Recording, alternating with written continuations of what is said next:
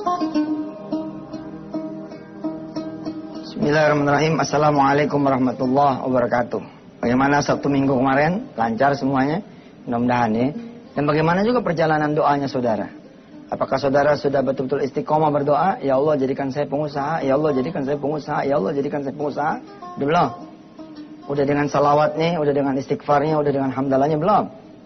Kalau belum, mulailah berdoa. Insya Allah mudah-mudahan Allah akan menyampaikan keinginan saudara menjadi seorang pengusaha.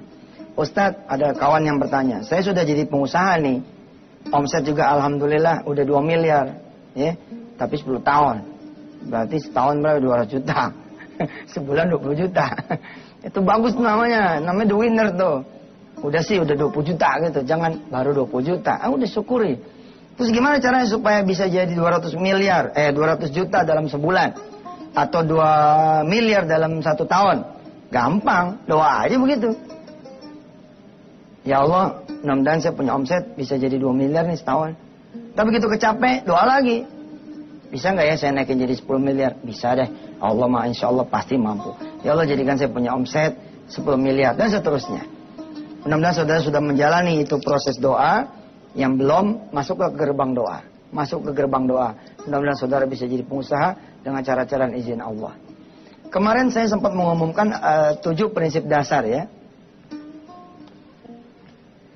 Nih, 7 prinsip pengusaha. Ternyata saya salah, bukan 7, tapi 8.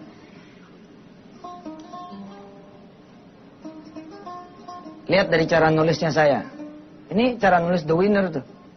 Kan nulisnya begitu tuh, 7. Ya toh? Nah ternyata bukan 7, tapi udah saya hitung ulang, jadinya 8. Terus, ya minta maaf aja. Gampang kan minta maaf. Itu cara nulisnya, ini nulis The Winner. Nulis The Winner itu gimana? Jangan begini. Begini mah jadi ketahuan ente dulu salah. Saya ulangi ya. Nulisnya begini. Ternyata bukan 7. Tapi 8. Kalau ente nulisnya begini. Atau begini. Terus dicoret. Gini. Orang jadi tahu ente salah. Caranya jangan begitu. Langsung begini. Asik kan cara nulisnya. 7 set. Tarik begini. 8. Dari mana 8? Rupanya saya tidak menghitung yang satu nih. Wakina. Ada benar. Jadi ini 1, nanti ini 2, ya. Ini prinsip yang ketiga. Ini 4, 5, 6, 7, 8. 8 prinsip pengusaha. Sebenarnya sih ini bukan cuma pengusaha ya. Ini 8 prinsip mengejar dunia akhirat. 8 prinsip hidup enak dan bahagia. 8 prinsip financial freedom.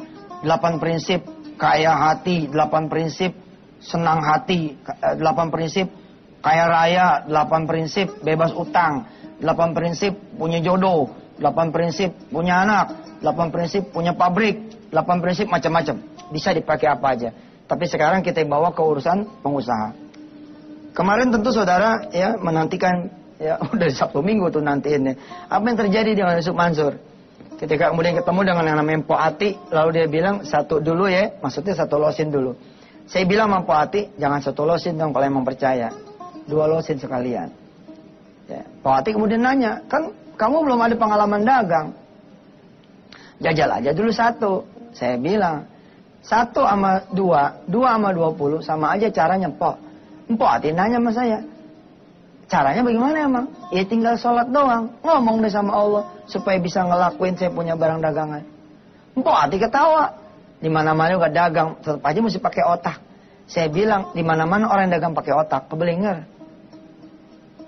Pakai otak mah pakai, tapi otak nomor 2, nomor 1-nya Allah. Kan kita udah belajar zaman dulu-dulu nih. Bagaimana ceritanya? Allah dulu, Allah lagi, Allah terus, iya kan? Allah dulu, sebelum saya berangkat ke Mpok Ati, saya udah sholat Pok. Ya Allah, saya mau jalanin ke Mpok Ati. Bukan dia yang punya bisnis itu, tapi engkau ya Allah. Bukan dia yang punya toko itu, tapi engkau ya Allah. Nanti kalau misalkan dia ngasih nih, utangan gitu. Bukan dia juga yang ngasih utangan, tapi engkau ya Allah yang ngasih utangan. Selesai. Maka ketika saya sudah dapat barangnya, Allah lagi. Habis itu Allah terus. Beres. Terus bagaimana ceritanya? Ya ceritanya tetap poyang. Begitu saya pulang dari toko, Di sepanjang koridor Tanah Abang nih, sampai ke angkot, sampai ke mikrolet, ya, M10, jurusan Jembatan 5. Menuju M10 saya mikir, mana caranya? Tapi saya bilang, itu dia tuh, kalau nanya sama otak, pasti capek. Kalau nanya sama otak, pasti capek. Akhirnya apa? Sebelum saya mikrolet, di pinggir jalan, saya berdoa sama Allah. Ya Allah, tunjukin nih, gimana caranya supaya saya bisa jual barang dagangan ini. Otak saya taruh aja pada tempatnya, nggak saya bawa-bawa udah. Udah aja saya pulang. Saya pulang ke rumah, saya ngadu sama orang tua, saya minta beliau bayarin, alhamdulillah diomelin. Beliau bilang, masa kamu yang ngutang, malah ibu yang bayarin? Usaha dong, mana ke caranya? Alhamdulillah saya sholat di Balai Batu. Itu ya, pakaian yang dolosin itu saya taruh di situ. Saya bilang sama Allah, ya Allah, apa susahnya bagimu? Jualin ini saya punya barang dagangan. Ya Allah, saya berdoa kepadamu, mudah-mudahan langkah saya benar, ini jadi ibadah. Kalau nanti hasil adalah buat engkau ya Allah. Bismillahirrahmanirrahim. La haula wa la quwata illa billahil aliyil azim. Kemudian saya salat. Saya minta sama Allah dengan salat duha supaya kebuka semua pintu rezeki saya. Alhamdulillah. Bagaimana terusannya? Tetap di Wisata Tian TV. Pemirsa yang dirahmati Allah, kita baru belajar prinsip satu nih. Belum goyang ke yang dua, belum goyang ke yang tiga. Satu ini aja kalau saudara pol, kelar.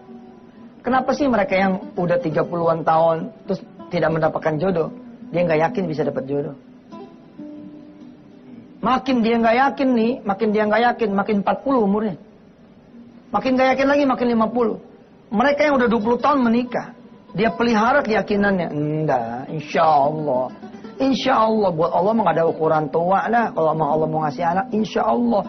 Terus saya diyakinin, dapat loh anak. Mereka yang punya utang banyak, nomor satu yang membuat mereka tidak bisa membayar hutangnya apa? Amanahnya nggak ada, keyakinannya nggak ada. Mikirnya apa? Mikir deluser terus. Dari mana saya bisa bayar? Bagaimana saya bisa bayar? Mana anak begini? Mana istri begitu? Terus saya dia cari deluser-deluser, makin nunduk. Aman, yakin aja. Saya alhamdulillah begitu zaman dulu. Saya datangin tuh Pak Haji. Assalamualaikum Ji. Lo lagi nongol. Emang udah ada duit? Ya belum ada. Kalau belum ada ngapain nongol? Pulang sana. Ya gue pulang aja udah. Bagus kan? Biasanya dicariin malah disuruh pulang. Ada lagi saya datangin satu orang. Wah, dimaki-maki saya sama dia. Oh, karena saya belum bisa bayar utang. Saya cuma ngadep ke dia begini. Tolong doain saya supaya utang saya ke Bapak bisa lunas. Alhamdulillah, dimaki-maki ya. Segala kebun binatang keluar itu. Tapi Masya Allah, habis diomelin kayak begitu. Kita udah nunduk begitu nih, diomelin bapak-bapak. Pokoknya saya udah siap. Saya datang ke sini memang belum bisa. Memang belum bisa, tapi saya minta doa supaya bisa bayar. Ternyata malah diomelin. Alhamdulillah. Setelah diomelin panjang lebar, dia nanya saya, udah makan kamu? Belum Pak. Bu, masak apa? Ini anak belum makan. Subhanallah, Allah maha luar biasa saya bilang. Diomelin juga, dikasih makan juga. Mantap benar kan. Akhirnya kita ngobrol di meja makan sama Tuh Haji. Kamu sih, iya Pak, pokoknya doain. Iya udah doain aja. Selesai. Alhamdulillah, aman lah, yakin aja. Ada orang datang ke saya, Ustadz ada 300 orang nungguin saya, mau ngebunuh saya. Saya bilang sama dia, berkumpul 3.000 orang juga. Kalau Allah bilang ente gak kebunuh, gak bakal kebunuh. Pulang sana. Tapi kalau saya gak ada duit. Ente ada duit, gak ada duit, mati aja. Udah sana pulang. Tapi Ustaz saya gak ada ongkos. Kalau itu benar, nih ongkosnya. Betul. 10.000, dam. Kacau juga deh, jamaah mah kadang-kadang kalau udah datang bener-bener. Rupa-rupa dah tuh rupanya. Pulang dia, besok pagi datang lagi. Dia bawa jamu, dia bawa barang dagangan. Apa dia bilang? Ustaz, bener Ustaz. Ternyata yang muncul bukan 300 orang, 3 orang yang muncul. Terus saya diinterogasi sama dia bla bla bla, terus dikasih barang dagangan ini. Nah sekarang saya nawarin ke Ustadz, Ustadz mau nggak? Saya bilang enggak, gue nggak doyan. Pulang aja sana, minta sama Allah. Ustadz masa tega banget sih nggak beli ini? Lu belum ulangin duit gue yang kemarin 10.000. Pulangin dulu. Enggak, saya bercanda sama dia, saya beli, saya kasihan sama dia, saya beli. Tapi apa yang terjadi kan? Ini bayangan doang gitu loh. Orang yang penyakit kanker stadium 4 banyak yang sembuh. Sebab apa? Sebab dia yakin dia bisa sembuh. Amanah. Perkara bahwa nanti nggak bisa kebayar, tetap nggak sembuh, tetap mati, urusan nanti. Itu urusan Allah. Selesai saya sholat, doa sholat duha, saya pergi keluar kamar.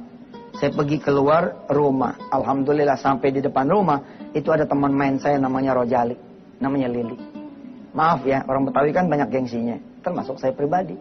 Itu nih, saya udah sempat jadi deluser. Begitu ini tentengan, saya lihat ada si Rojali, ini saya giniin nih. Kameranya ke tangan gue dong. Nah gitu. Nah, gini. Tuh. Kenapa? Wah, saya nggak mau dong si Rojali tahu gue dagang dong. Gue anak orang kaya, ngapa gue dagang? Ustaz emang anak orang kaya? Katanya begitu. Kan malu nih kita dagang kan. Tapi saya ingat lagi. Kenapa saya jadi deluser? Saya giniin lagi. Tuh. Malah saya panggil dia. Li, gitu. Man, mana? Mau ke kampus. Itu apaan tuh? Kaos. Mau beli. Beli itu. Coba sini bawa. Dibawa lo. Saya bawa ke dia, kemudian dia buka-buka. Saya bilang, lu jangan main buka-buka aja. Gue belum ngerti cara makanya masangnya lagi. Kan masang tuh susah. Saya omelin si Lili. Li, kalau lo nggak beli, jangan buka-buka semua dong. Enggak, gue beli semua. Dia bilang, subhanallah. Saya penting. Subhanallah. Berarti dagang gampang banget, saya bilang. Gimana saya bilang gampang? Ente bawa satu ke Allah, sama bawa dua. Caranya sama nggak? Sama. Cuman sholat juga, cuman doa juga. Kalau gitu, kalau bawa 20 gimana? Sama nggak? Sama juga. Bawa 200? Sama juga. Bawa 400? Sama juga. Bawa 1000? Sama juga. Bawa satu kontainer? Sama juga. Ini yang saya maksud dengan poati. Sama aja kalau udah ke Allah, mah. Minta naik gaji 200.000 ya sama. Minta naik gaji 2 kali lipat ya sama. Minta penghasilan 10 kali lipat juga sama. Tinggal persoalannya adalah bagaimana yang 6 berikutnya ini. Itu dia. Kok 6? 7? Kan udah jadi 8, bukan 7 lagi. 8 prinsip dasar pengusaha.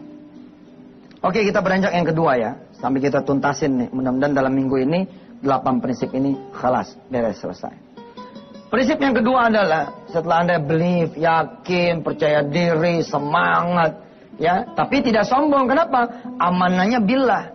Kan ada orang-orang yang bilang begini ya, gue yakin tuh rumah pasti gue bisa beli itu. Kan ada yang begitu ya.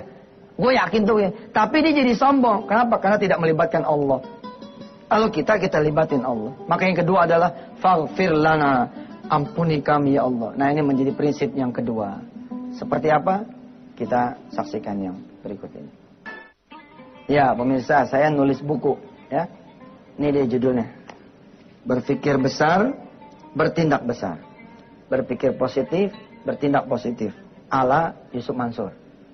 Karena banyak nih, ya, tulisan-tulisan tentang berpikir besar, berpikir positif, bertindak positif. Tapi alanya ala para motivator umum, bukan alanya berpikir atau bertindak sebagai seorang ustadz. Nah, ini ala Yusuf Mansur. Silakan saudara, saya tidak mengajak saudara beli buku ini, tapi saya mengajak saudara menjadi agen dari buku ini. Mantap kan? Ini dia the winner namanya. Kalau cuma ngajak saudara beli, gue cuma jualan biasa. Tapi kita ngajarin saudara semua menjadi agen. Siapa yang mau menjadi agen ini, silakan download saja formulirnya di www.yusufmansur.com. Nah, tinggal download di sini, ya. Atau saudara bisa SMS ke 0812-197-2222.